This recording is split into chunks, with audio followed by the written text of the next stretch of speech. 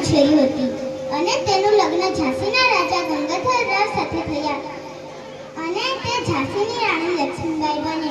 વિધિની વક્રતા તો જુઓ. લગ્નના થોડા જ સમય પછી રાજાનું અવસાન થયું અને અંગ્રેજોની નજર ઝાંસી પર પડી.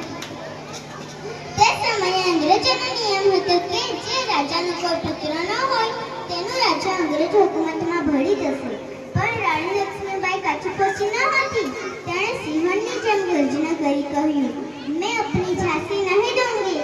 1857ના રોજ સ્વાતંત્ર્ય સંગ્રામમાં રાણી લક્ષ્મીબાઈએ જે શૌર્ય બતાવ્યું તે અદ્ભુત હતું.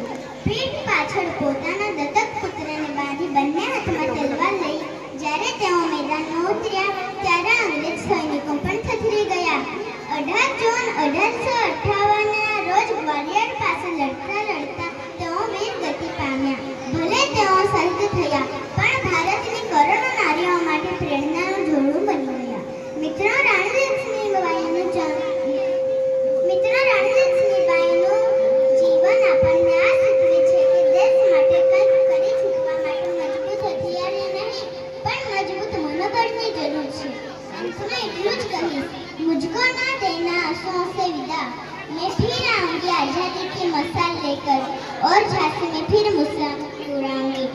वंदे मातरम. भारत माता